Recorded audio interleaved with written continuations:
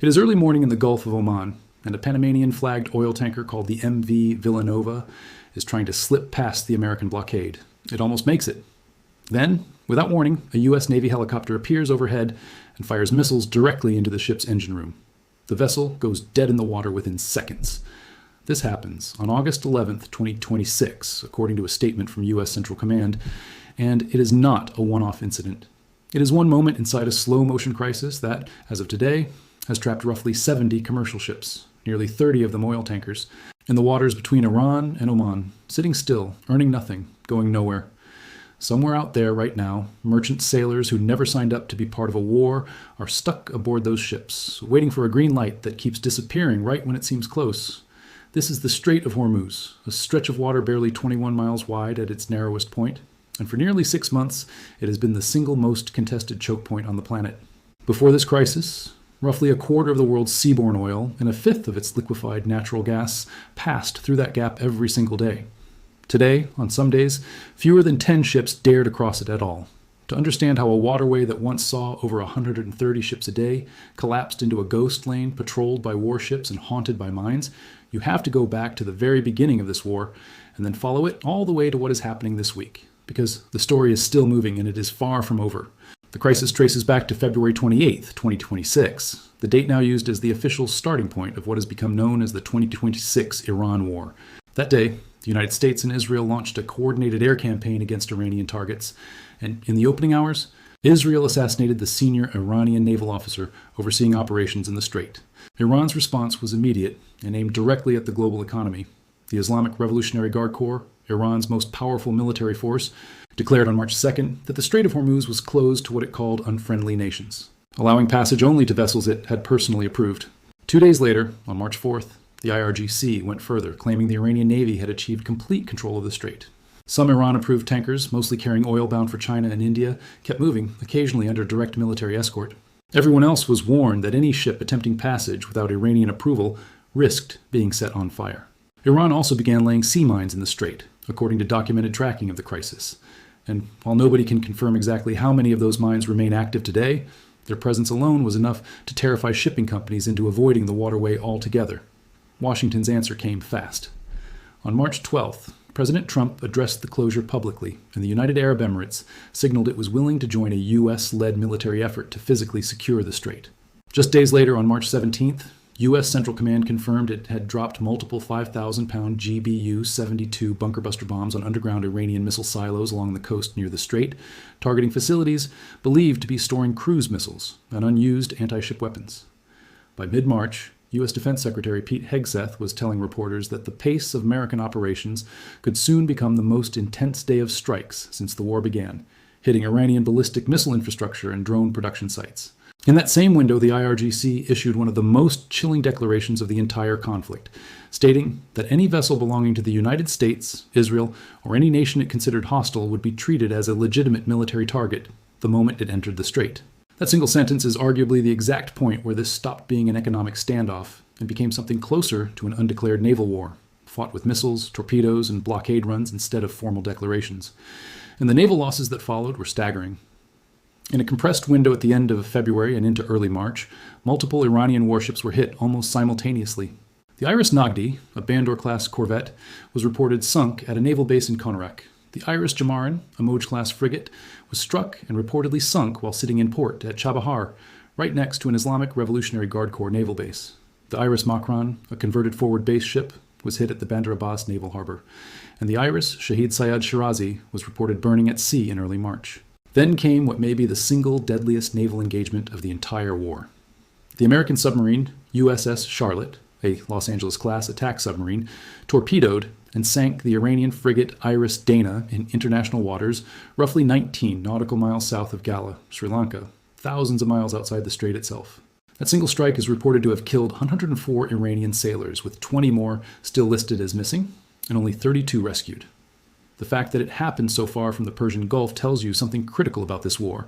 It never stayed contained to the strait. It has stretched clear across the Indian Ocean.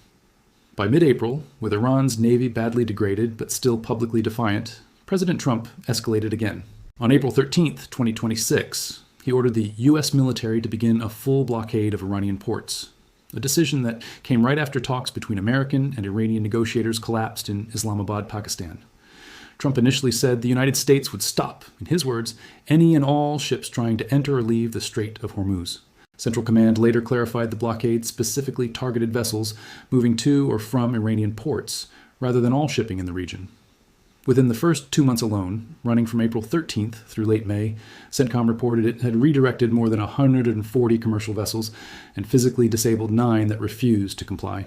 According to a later tracking of the operation, the blockade over its full run has resulted in 3 ships seized outright, 85 vessels intercepted by CENTCOM's own count, and an estimated 26 vessels that slipped past undetected, according to assessments from Lloyd's List Intelligence. Iran, for its part, seized 2 cargo ships of its own in apparent retaliation. American officials have estimated the blockade is costing Iran approximately $500 million a day, though that figure comes from the U.S. side and has never been independently verified by a neutral third party, so it should be treated as an American assessment, not a confirmed fact. Different organizations tracking this conflict have cited different numbers at different points, worth flagging instead of pretending there's one clean tally. The Congressional Research Service cited over 140 ships redirected and 9 disabled during the initial blockade phase. The International Crisis Group cited a CENTCOM figure of 94 vessels redirected and 4 disabled at one point, and a separate figure of just 39 redirected earlier. Then, around August 11th, CENTCOM's own statement cited 55 vessels redirected, 3 disabled and 2 boarded, the same window in which the tanker MV Villanova was struck and disabled in the Gulf of Oman. These are snapshots of a 5-month campaign that has never stopped evolving, and any single number you hear about this war should be treated as a moment in time, not a final answer. In early May, facing the reality that a purely military solution wasn't reopening normal shipping traffic, the Trump administration launched something called Project Freedom, an initiative meant to help commercial mariners navigate a southern route that avoids Iranian waters entirely. The very existence of that workaround is telling. Even the U.S. government, with its full naval power in the region, was quietly admitting there was no simple way to force the strait back open through military pressure alone. Then, in mid-June, came a moment that briefly looked like it might change everything. On June 17th and 18th, President Trump and Iranian President Masoud Pezeshkian remotely signed a memorandum of understanding, brokered through the earlier Islamabad talks, laying out a 14-point framework meant to end the war. Trump signed it during a dinner with French President Emmanuel Macron at the Palace of Versailles, following the G7 summit, and Pezeshkian signed it afterward in Tehran. Even Iran's supreme leader Mojtaba Khamenei issued a statement saying he endorsed the memorandum despite what he called misgivings. The core provision was simple on paper. Iran agreed to make its best efforts for the safe, toll-free passage of commercial vessels through the Strait of Hormuz for 60 days, while the 2 countries negotiated a permanent deal covering Iran's nuclear program and the broader war. Ships that had been stranded for months finally started moving. According to Lloyd's List Intelligence, a wave of vessels that had been trapped in the Gulf for weeks found a path out. It didn't last. The wording turned out to be dangerously vague, especially over who actually controlled shipping lanes through the strait. Iranian officials began interpreting the agreement as granting them the right to route ships through their own territorial waters, rather than long-established international lanes, and started attacking vessels that didn't comply. On July 8th, after Iran struck multiple commercial ships to assert what it called its sovereignty, the United States responded by striking Iranian territory again, and Trump publicly declared the memorandum was, in his words, over. Ships that had entered the Gulf during that brief window of calm suddenly found themselves stuck all over again, this time with even less certainty about when or if they would get out. Even so, the numbers during that 60-day window tell an interesting story. According to trade intelligence firm Kepler, roughly 374 million barrels of crude oil left the Gulf during the period the memorandum was technically in effect, an average of about 6.1 million barrels per day, nearly 3 times the blockaded pace beforehand. But that still amounted to only around 40% of the roughly 15 million barrels per day that used to move through Hormuz before the war back in 2025. Floating storage of oil sitting offshore fell sharply in the first 3 weeks of the truce, but by the time the window closed, total crude sitting on the water inside the Gulf system had actually climbed back above where it stood at the very start of the war. In plain terms, the ceasefire cleared out the immediate backlog of stranded tankers, but it never came close to restoring the strait to anything resembling normal function, and every major commitment inside that memorandum broke down early. The American oil waiver held for only 20 of the 60 days. The blockade lift held for 27. And Iran's promised mine clearance operation, meant to physically remove the danger from the water, was never completed at all. Which brings us to right now this week, because the deadline written into that memorandum was August 16th, 2026, and it has now come and gone without renewal. As of Monday, August 17th, both Washington and Tehran confirmed there would be no extension, at least for now. Iranian Foreign Minister Abbas Araghchi said publicly that Iran had not made a decision to restart negotiations with the United States at all, and stated flatly that the two sides do not have anything resembling a ceasefire. Qatar and Pakistan have continued quietly relaying messages between the two governments, but Araghchi was clear that this back-channel contact does not amount to actual negotiations. Meanwhile, a senior Iranian official told Reuters that Tehran would shift toward offense rather than defense if diplomacy with the United States continues to fail, and warned that Iranian entities should be prepared to escalate tensions in the Strait and across the wider region. President Trump's response was, characteristically, blunt and combative. Speaking to Fox News on the day the deadline expired, he said Iran should, in his words, raise the white flag of surrender, and confirmed that his administration had opened a direct back channel with Iran's Revolutionary Guard Corps, describing Iranian negotiators as good poker players who are, in his words, dying. He also said the expiration of the 60-day deadline was essentially irrelevant, insisting there was no real timeline pushing him toward a deal, and that he was in no hurry. At one point in the Oval Office, when asked about controlling the Strait, Trump said making it U.S. territory was, in his words, a great idea, adding that America already controls it through the blockade. But the comment that generated the most alarm came when Trump was asked about ongoing negotiations between Iran and Oman over managing shipping through the strait. He threatened to, in his words, bomb the hell out of Oman if the country got in the way. An extraordinary threat directed at a nation that has never entered into direct conflict with the United States and has spent this entire war trying to position itself as a neutral broker. It was not even the first time. Back in May, during a cabinet meeting, Trump had already warned that Oman would, quote, behave just like everybody else, or the U.S. would have to blow them up. In the U.S. Senate, Democratic Senator Tim Kaine of Virginia responded by announcing he would introduce a resolution when Congress returns from recess, aimed at barring further unauthorized military action in the region. The timing of that threat mattered, because Iran's foreign ministry had just confirmed it was in the final stages of reaching a separate agreement with Oman over a navigation plan for the strait. Iranian officials stressed that any Iran-Oman shipping arrangement does not automatically mean the strait reopens to everyone, since that depends on conditions Tehran has never fully dropped, including an end to the broader war, the release of frozen Iranian assets, and a resolution to conflicts elsewhere in the region, including Lebanon and Gaza. Iran's foreign ministry spokesperson said this week that the insecurity now gripping the strait was imposed on Iran, the region, and the world by its adversaries, not created by Tehran itself. Days later, on August 19th, the United Arab Emirates announced it was suspending all trade and financial transactions with Iran entirely, a dramatic escalation from one of Iran's own regional neighbors, and a sign of how isolated Tehran has become, even among governments that historically stayed on speaking terms with it. Iran's foreign minister has also acknowledged the American blockade has begun causing real shortages and price increases inside Iran, even as he insists the pressure won't change Tehran's calculations. The shipping data from this exact week is almost hard to believe. According to Kepler, only 3 ships passed through the Strait of Hormuz on the Sunday before the deadline expired, and the 5-day rolling average for transits through the strait has fallen to roughly 12 ships a day. Compare that to the roughly 130 vessels that used to cross the strait every single day before this war started on February 28th. Other trackers paint an even starker picture on individual days. According to maritime tracker Marine Traffic, just 13 ships passed through the strait across an entire weekend, including only 3 on one of those days. One shipping expert told CNBC that investors and insurers should simply treat chaos as the new normal for this industry and build it into their baseline assumptions going forward, rather than waiting for the situation to stabilize. Some ships are still moving with their transponders switched off specifically so trackers cannot see them, meaning the real numbers could be slightly higher than officially reported, but nowhere close to a real recovery. For comparison, the Bab el-Mandeb Strait, the other major regional choke point tied to Houthi attacks out of Yemen and the Red Sea, has continued to see dozens of confirmed crossings a day despite its own ongoing violence, holding relatively stable, while Hormuz has essentially gone quiet, not because peace has broken out, but because almost nobody is willing to risk sending a ship through it. Despite all of this, oil prices have stayed surprisingly contained. Brent crude, the international benchmark, closed around $90.87 a barrel this week after rising roughly 2.5% on news that the memorandum had officially expired, while U.S. crude settled near $84.50. Analysts point to several reasons prices haven't spiked the way many predicted back in February. Alternative export routes out of the Gulf have picked up some slack. China has been quietly reducing its overall oil imports, American production has increased, and governments around the world have been drawing down strategic stockpiles to cushion the shock.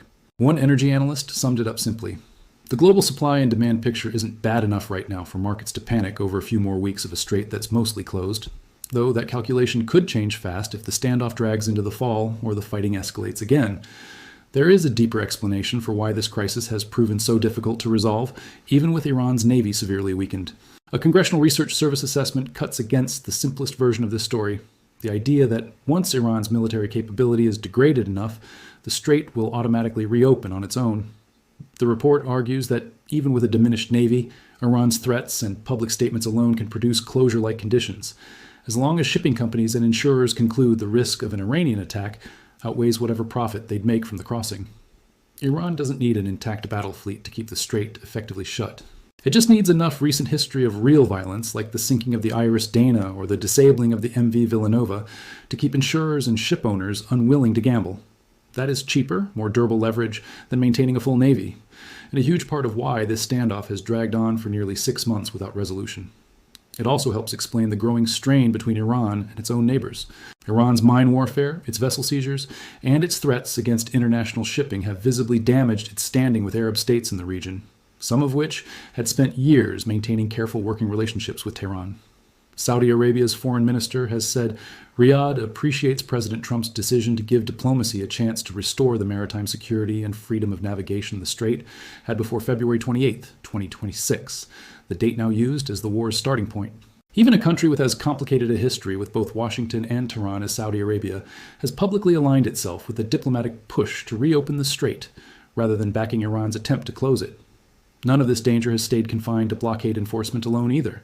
In just the past couple of weeks, the strait has seen additional direct attacks on commercial vessels, including one seafarer reported missing after a strike on the bulk carrier MV Minoan Pioneer, a Greek-controlled ship. Other vessels have reported near misses or direct contact from Islamic Revolutionary Guard Corps patrol boats while attempting passage.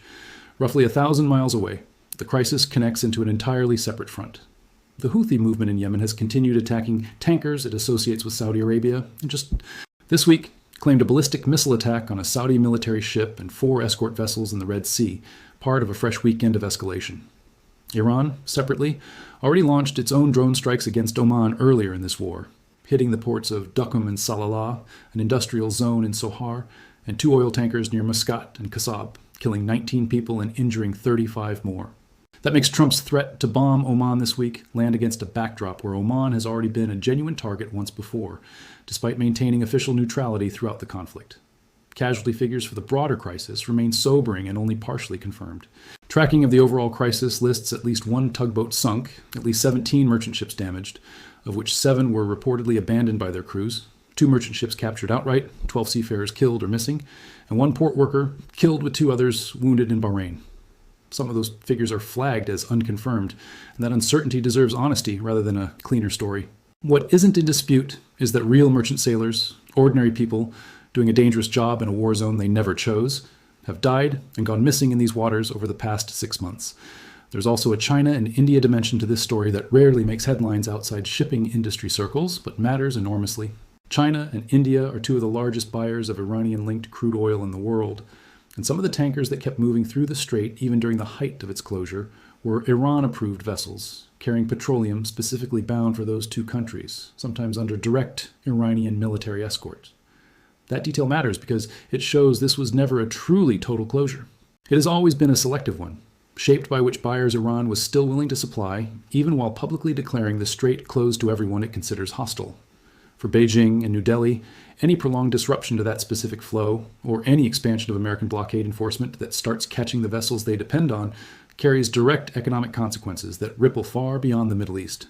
Put it all together, and what you get is not a single dramatic trap where the U.S. Navy boxed in 30 ships in one clean maneuver. It's slower, messier, and in some ways, far more unsettling. A grinding standoff where the closing and reopening of a choke point, tied to the state of a war that keeps almost ending and then reigniting, leaves civilian shipping crews stranded for weeks or months at a time, waiting for a window that keeps slamming shut right as it opens. It's driven by risk, insurance costs, and the total absence of any guarantee that a ship will make it through in one piece, not by a literal wall of steel blocking the water. War risk insurance premiums for vessels transiting an active conflict zone rise sharply, and shipping companies now have to weigh that cost, alongside the outright risk of losing a ship or crew member against the value of whatever cargo they're carrying. When CENTCOM says it has redirected, disabled, boarded, or seized dozens of vessels since April, and Iran's own parliament is simultaneously drafting legislation to inspect and toll ships passing through its territorial waters, the net effect for an ordinary shipping company is identical either way: uncertainty. And that uncertainty, more than any single warship on either side, is exactly what has driven daily transits through the Strait of Hormuz down from over 130 a day before the war to barely a dozen a day right now. So where does that leave things as of today, August 22nd, 2026? The 60-day window for a wider peace deal has expired with no extension. Trump says the deadline never really mattered to him in the first place. Iran says there is no ceasefire in any meaningful sense and is publicly signaling a shift toward offense rather than defense.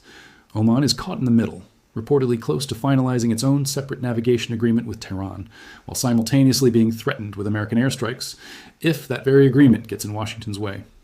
The UAE has just cut off financial ties with Iran entirely.